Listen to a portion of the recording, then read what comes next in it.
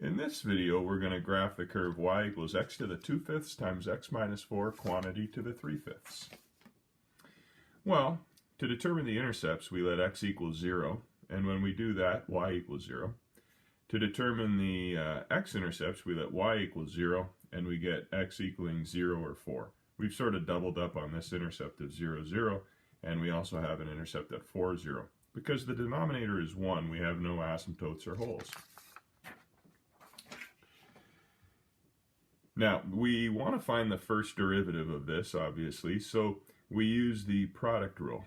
2/5 x to the negative 3/5 times this quantity plus x to the 2/5 times the derivative of this quantity. And since I've got a negative exponent here, I can put it in the denominator. Negative exponent here, I can put it in the denominator. I see then I've got a lowest common denominator, so I multiply top and bottom here by x minus 4 to the 2/5, multiply top and bottom here by x to the 3/5. And I get this expression, x minus 4 to the 3/5 times x minus 4 to the 2/5 is x minus 4 to the 1. X to the 2/5 times x to the 3/5 is x to the 1.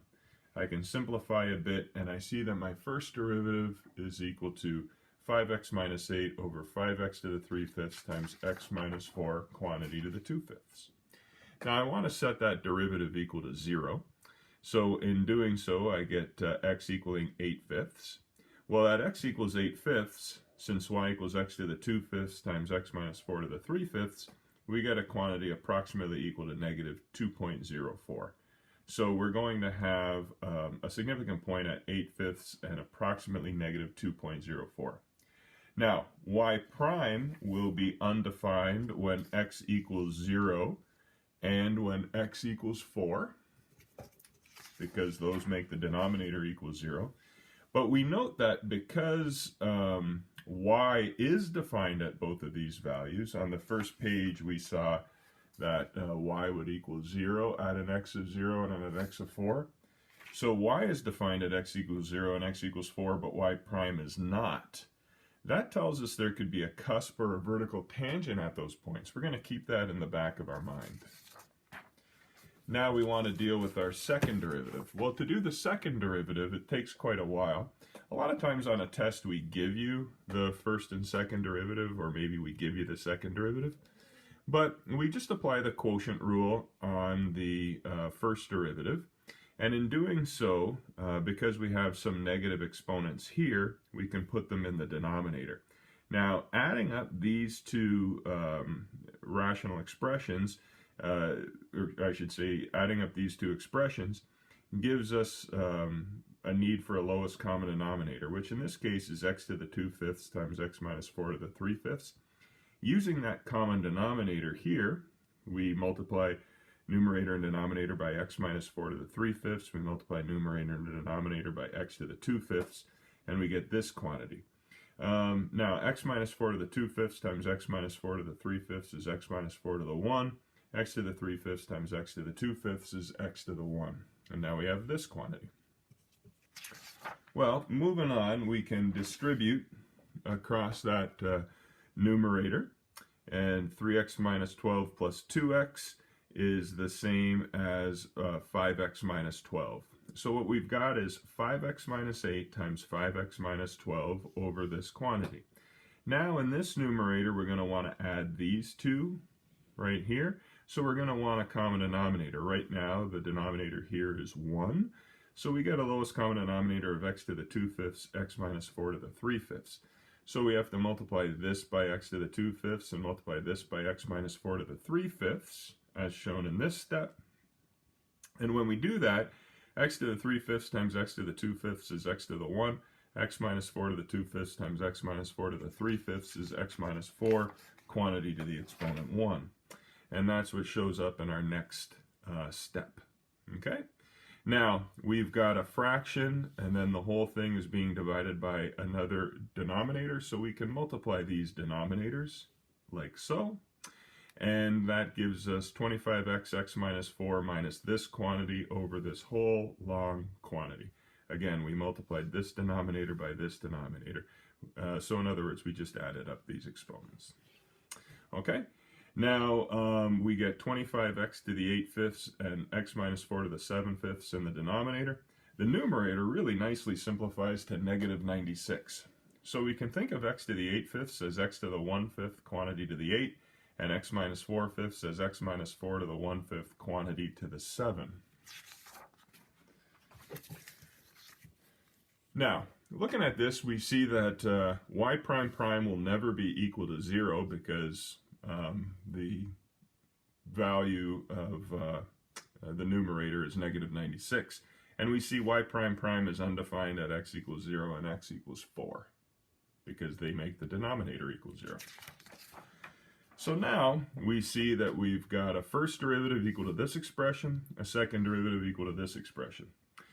When I take a negative number and put it in for x, this is negative and raised to the exponent 3 is still negative. This quantity, I have the negative number raised to the exponent 1/5.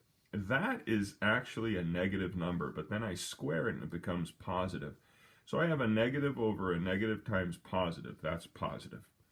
When I take a number between 0 and 8/5 and I plug it in here, I get a negative quantity. And when I take a number greater than 8/5 and less than 4, this is positive. And when I get a number greater than 4 and plug it in here, that expression is positive. Now, looking at y prime prime, if I take a number less than 0, x to the 1/5 becomes negative, raised to the exponent 8 is positive. X minus 4 quantity to the 1/5 will be negative. Raised to the exponent 7 will still be negative. So I'll have a negative divided by a positive times negative. That's positive. When I get a number in between 0 and 4, this number is positive, but this number is negative. Negative divided by a negative is positive. And finally, when I get a number greater than 4, these two numbers are both positive, meaning I have a negative divided by a positive, so it's negative. Now I see that at x equals 8/5 I have a minimum because I have a decreasing slope, and then I have a decreasing region, and then an increasing region, and a slope of 0 in between. That tells me that I have a minimum point. Another way of knowing I have a minimum point is because the slope at x equals 8/5 is 0, and it's in a concave up region. That tells me it's a minimum. So putting everything together, I see that the only x-intercepts are 0, 0, and 4, 0. I've got a minimum at 8/5 and approximately negative 2.04. I've got this going on here, and as mentioned earlier, I might have a cusp or a vertical tangent at 0, 0, and 4, 0. Now I go to graph.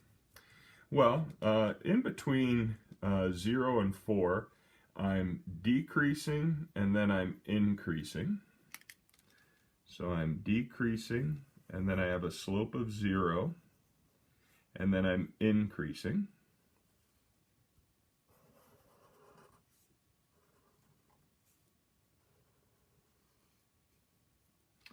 And then I've taken care of this. It's a concave up situation. Now, right here, I've got an undefined slope at x equals 4. So I want this as much as I can to look like a vertical tangent. So I get this. Now, coming up this way, I want to have it look like a vertical tangent, but then I want it to be increasing and concave down.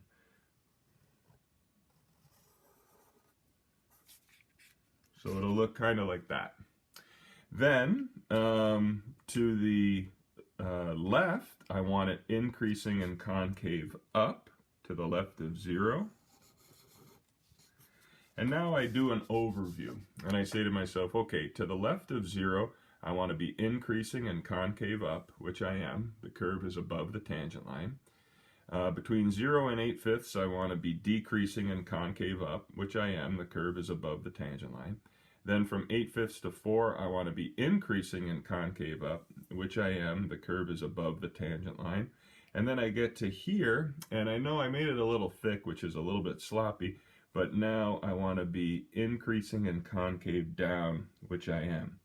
I should have an undefined slope at x equals 0, which I do because there's a cusp, and I should have an undefined slope at x equals 4, which I do because there's a vertical tangent. And so looking at all of this put together, this whole thing, this is what our curve looks like. And to really express what the vertical tangent part looks like, maybe we can focus on the red right there. A vertical tangent, you want to have it look kind of like that.